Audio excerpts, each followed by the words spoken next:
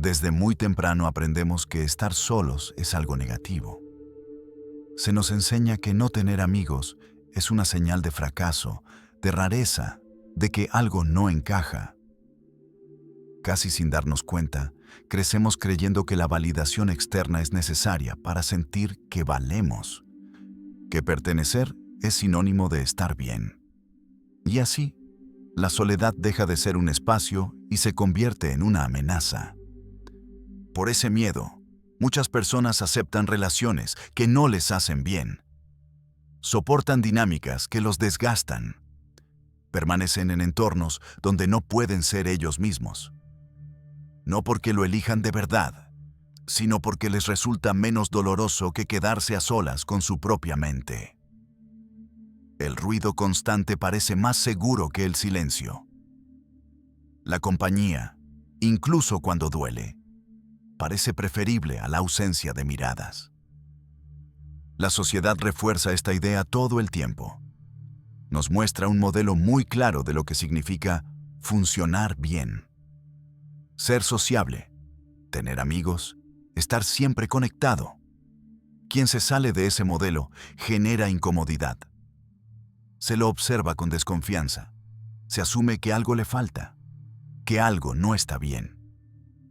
Pero Carl Jung, uno de los psicólogos más influyentes del siglo pasado, llegó a una conclusión muy distinta. Jung pasó años observando a personas que no tenían amigos. Personas que caminaban solas, no desde el rechazo al mundo, sino desde una desconexión natural con la lógica del grupo. Y lo que descubrió fue profundamente incómodo para su época. Estas personas no estaban rotas, no eran incapaces de relacionarse, no estaban dañadas emocionalmente. Al contrario, habían desarrollado algo que la mayoría no desarrolla nunca, una solidez interna que no depende de la aprobación externa. Esto cambia por completo la forma de mirar el problema. La pregunta ya no es por qué algunas personas están solas. La verdadera pregunta es por qué tantas otras tienen tanto miedo de estarlo. ¿Por qué prefieren adaptarse, callar o fingir antes que enfrentarse a sí mismas? ¿Por qué toleran vínculos vacíos solo para no sentirse excluidas? Jung entendió que ese miedo no es superficial. Es una de las fuerzas más poderosas que controlan el comportamiento humano. La mayoría cree que toma decisiones propias. Cree que elige qué pensar, qué desear, cómo vivir. Pero Jung mostró que gran parte de nuestras elecciones están condicionadas por expectativas invisibles. Opiniones que adoptamos sin cuestionar. Reglas sociales que nunca elegimos conscientemente. Ideas sobre lo que es aceptable y lo que no, que absorbemos desde el entorno para evitar el rechazo. Sin darnos cuenta, entregamos el control de nuestra vida a miradas que ni siquiera vemos. Aquí aparece una diferencia clave. El solitario que no tiene amigos no está fuera del grupo porque se haya rebelado contra él. Está fuera porque nunca dependió de él. Su identidad no se construyó a partir de la aprobación constante de los demás. Mientras muchos aprendieron desde niños a regular su valor según la respuesta del grupo, el solitario aprendió a regularse en la soledad. Aprendió a escucharse sin aplausos. Aprendió a sostenerse sin testigos. Y esto tiene consecuencias profundas. Una persona que no necesita validación no puede ser controlada a través de ella.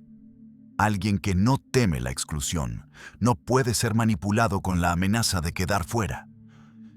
Jung llamó a esto independencia psicológica. No significa rechazo a los demás. No significa desprecio por la convivencia. Significa algo mucho más simple y más raro. La capacidad de estar bien consigo mismo incluso cuando nadie confirma tu valor. La sociedad suele confundir esto con tristeza o vacío. Pero Jung insistía en separar dos cosas que parecen similares, pero no lo son. No es lo mismo estar solo que sentirse solo. Sentirse solo es doloroso. Es querer conexión y no tenerla. es buscar aprobación y no recibirla. Es aceptar cualquier compañía con tal de no enfrentar el silencio.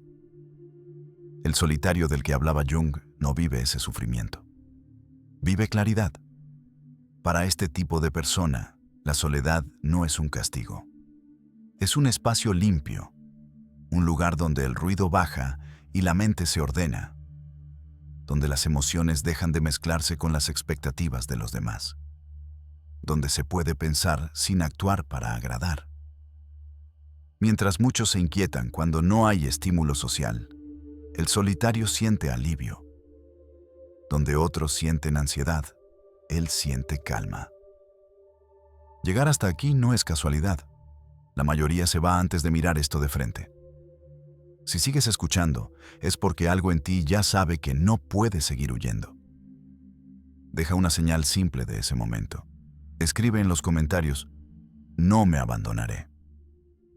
No como una afirmación vacía, sino como una decisión silenciosa de dejar de abandonarte. Ahora sí, continuemos. Aquí aparece algo que incomoda profundamente al sistema social.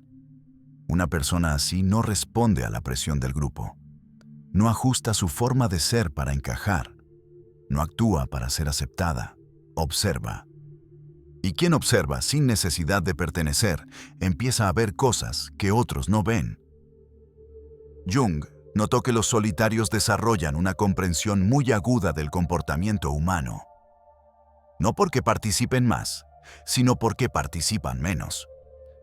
Mientras muchos están ocupados sosteniendo una imagen, cuidando su lugar y representando un papel, el solitario observa desde afuera. Percibe las diferencias entre lo que se dice y lo que se hace. Nota los silencios, las tensiones, los gestos que otros pasan por alto. Reconoce patrones que se repiten en distintos grupos y relaciones. Esto no los vuelve fríos ni negativos. Los vuelve claros. Al no necesitar agradar, no filtran la realidad para proteger la armonía del grupo. Y esa claridad tiene un costo. Porque una vez que ves cómo funcionan las dinámicas sociales, es difícil fingir que no lo sabes. Decir lo que se ve suele incomodar, y por eso muchos solitarios terminan aún más aislados. No porque no sepan relacionarse, sino porque ven demasiado. Los grupos funcionan gracias a acuerdos silenciosos. Cosas que todos intuyen, pero nadie dice. Realidades que se ignoran para mantener la estabilidad. El solitario suele percibir estos acuerdos con claridad y, al no sentirse obligado a protegerlos, se convierte en una amenaza. No porque quiera destruir nada, sino porque no participa del autoengaño colectivo. Por eso la figura del solitario genera rechazo. Porque demuestra que es posible vivir sin depender por completo de la mirada ajena. Porque revela que muchas normas sociales no son verdades absolutas, sino pactos sostenidos por el miedo compartido a quedar fuera. Jung entendió que este tipo de persona representa algo más profundo que una simple diferencia de carácter. Representa una forma distinta de desarrollo humano. Una conciencia que no gira alrededor del grupo, sino del mundo interno. Y eso deja flotando una pregunta que casi nadie quiere hacerse. ¿Cuántas cosas haces cada día solo por miedo a quedarte solo? Y lo más importante es que esto es solo el inicio.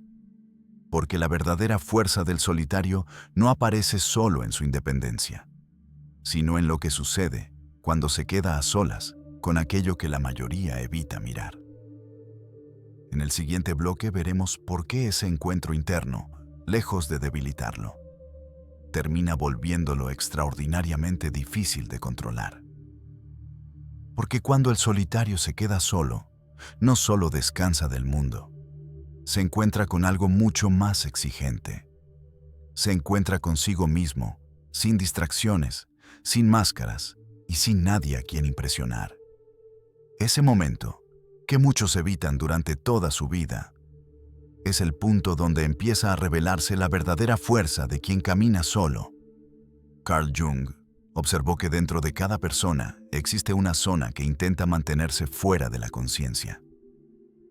No porque sea algo extraño o ajeno, sino porque resulta incómoda.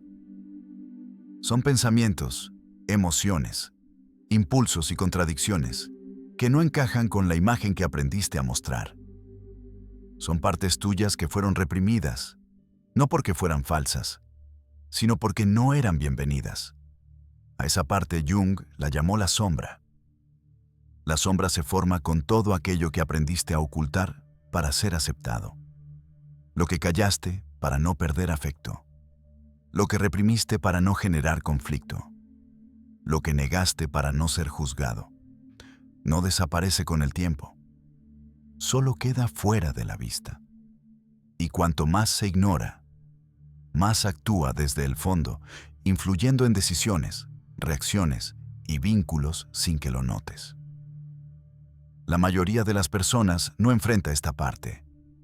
No porque no exista, sino porque no quiere verla. Y aquí es donde el grupo cumple una función silenciosa. Estar rodeado de gente ofrece una distracción constante. Conversaciones, planes, opiniones, estímulos, roles. Siempre hay algo que hacer para no quedarse a solas con lo que incomoda. El ruido externo ayuda a evitar el silencio interno. En ese contexto ocurre algo casi automático. Si no quieres reconocer tu propia sombra, la proyectas en los demás. Te molesta aquello que no quieres ver en ti. Juzgas con dureza lo que te resulta familiar. Señalas afuera lo que te niegas a aceptar adentro. El grupo facilita este mecanismo, porque siempre hay alguien a quien observar, criticar o comparar.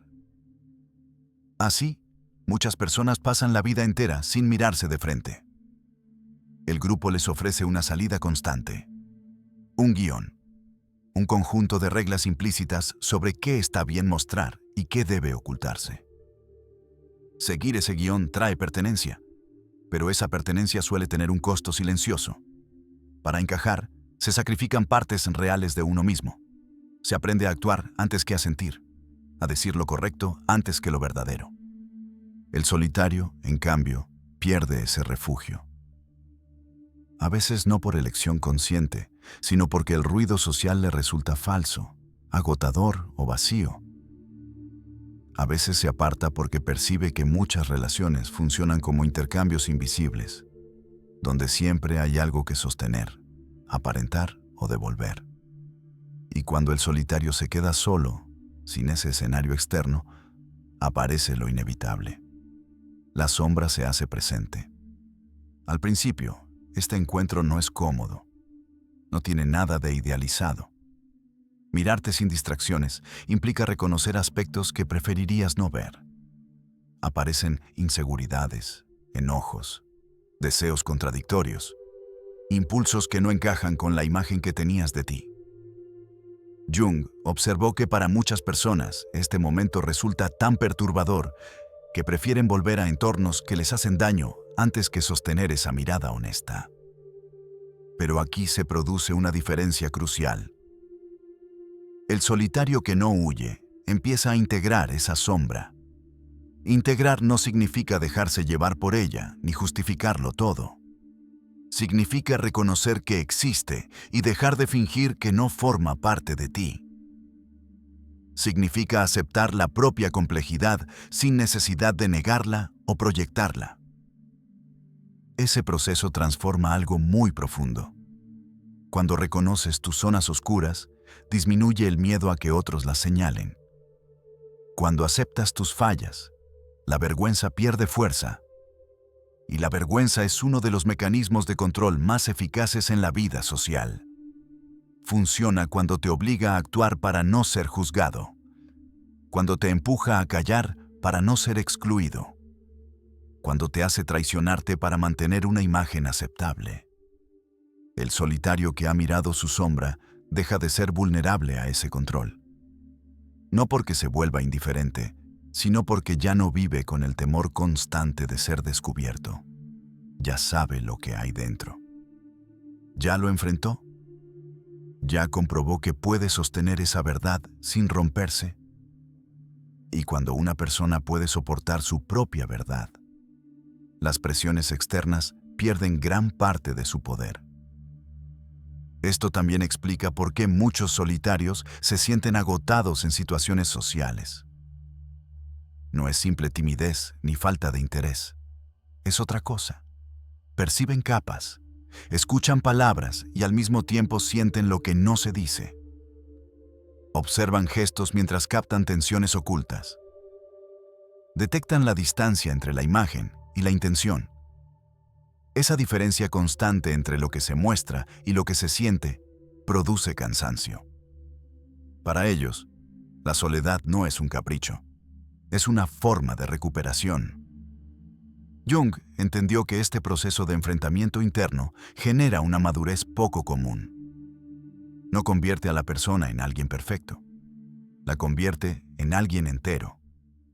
En lugar de negar lo incómodo, lo reconoce. En lugar de huir, lo integra. Y a partir de ahí ocurre algo fundamental. La persona deja de vivir reaccionando al entorno y empieza a elegir desde adentro. La mayoría vive reaccionando a las opiniones ajenas, a las expectativas del grupo, a lo que se espera de ellos. El solitario que atraviesa este proceso empieza a moverse desde un centro propio. No necesita aprobación constante. No ajusta su identidad según el contexto. No negocia su coherencia para encajar.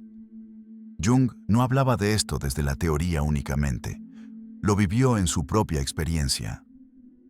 Hubo un periodo prolongado en el que se quedó profundamente solo, tanto social como internamente. Se apartó de caminos que le daban reconocimiento y se enfrentó a contenidos psicológicos intensos, perturbadores, difíciles de sostener. No escapó, los estudió, los atravesó. De ese proceso surgieron muchas de sus ideas más importantes, precisamente porque estuvo dispuesto a mirar donde otros no miran. No hace falta conocer su historia en detalle para entender el mensaje. Cuando te quedas solo, tarde o temprano te encuentras con lo que escondes. Ese encuentro puede debilitarte si lo usas para castigarte, o puede fortalecerte si lo usas para comprenderte. El solitario que se fortalece no es el que se aísla por desprecio al mundo. Es el que se atreve a mirarse sin mentiras y aprende a vivir sin actuar todo el tiempo. Y el resultado de ese proceso no es solo calma. Es algo más inquietante. Es una forma de soberanía interna. La sensación de que ya no necesitas negociar tu esencia para sobrevivir. Cuando alguien llega a ese punto, ocurre lo que Jung consideraba verdaderamente peligroso para cualquier sistema basado en presión social. Porque a partir de ahí, esa persona puede tomar decisiones que el grupo no entiende. Decisiones que parecen incomprensibles para quien todavía depende de la aprobación. En el siguiente bloque, vamos a entrar en ese momento exacto, cuando el solitario deja de adaptarse por completo y aparece una claridad que cambia su vida, incluso cuando el precio es alto. Y es ahí donde llega ese punto extraño, casi silencioso, en el que el solitario deja de negociar consigo mismo. No lo anuncia, no hace un espectáculo, simplemente ocurre. Después de suficiente tiempo mirando de frente lo que otros evitan, aparece una claridad que no se puede desver. Jung entendió que, cuando alguien alcanza esa claridad, el grupo empieza a sentirse inseguro, porque ya no sabe cómo moverlo, cómo frenarlo, cómo llevarlo de vuelta al carril. Para quien todavía vive pendiente de la aceptación, muchas decisiones se toman con una pregunta escondida en la garganta.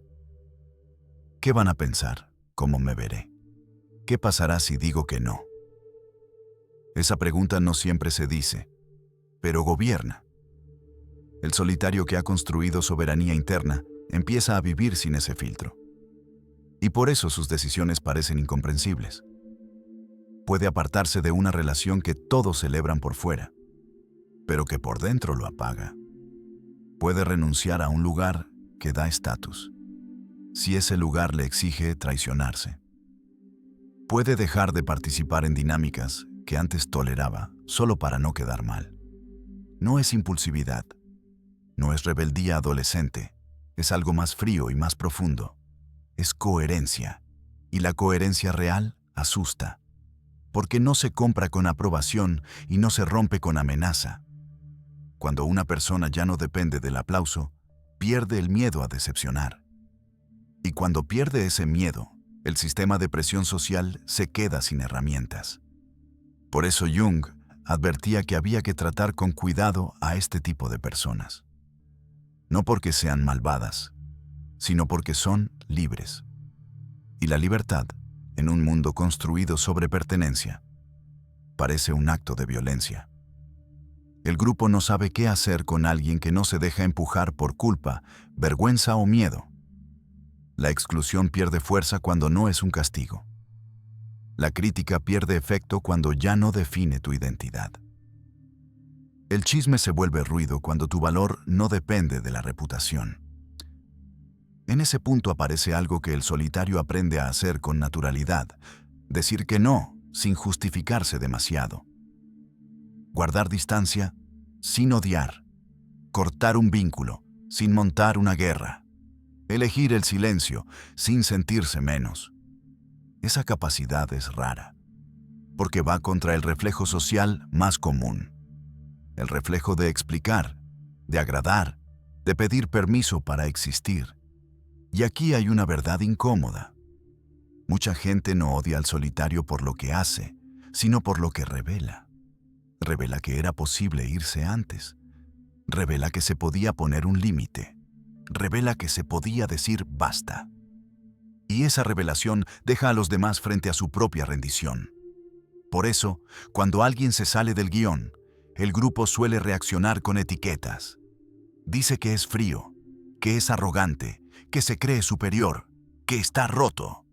No siempre lo dicen con maldad. A veces lo dicen para calmarse. Porque es más fácil pensar que el solitario tiene un problema, que aceptar que tal vez el problema es el miedo colectivo a estar a solas. Pero cuidado, no todo el que está solo es fuerte, y no todo el que tiene amigos está dormido. Jung no hablaba de superioridad, hablaba de un camino que exige pagar un precio.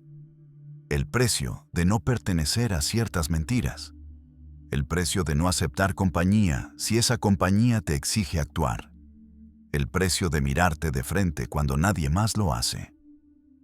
Si tú eres de los que caminan solos, o si últimamente te has quedado sin gente alrededor y no entiendes por qué, el mensaje no es que te encierres más, el mensaje es que no te traiciones por pánico, que no vuelvas a lo tóxico solo por tener ruido, que aprendas a distinguir entre estar solo y estar en paz. Porque ahí está la diferencia que casi nadie te explica. Y si tú no eres solitario, pero este tema te incomoda, también hay un mensaje para ti. Tal vez lo que te inquieta no es la soledad, sino lo que la soledad obliga a escuchar. Tal vez por eso el mundo empuja tanto a estar siempre acompañado, siempre entretenido, siempre distraído. Porque el silencio no solo calma, también revela. Ahora, si esto resonó contigo, hagamos un pequeño ritual. Suscríbete al canal como quien cierra una puerta que ya no quiere volver a abrir. Y escribe en los comentarios una frase simple, pero pesada, como una decisión tomada en la oscuridad. Yo elijo mi paz. No para convencer a nadie, sino para recordártelo cuando el ruido vuelva a llamar. Porque al final, el solitario que no tiene amigos no da miedo por estar solo. Da miedo por lo que puede ver, por lo que ya no acepta y por lo que se atreve a elegir. Y la pregunta que queda flotando es inevitable. Cuando el silencio te mire de vuelta, ¿vas a buscar ruido para taparte? ¿O vas a escucharte de verdad?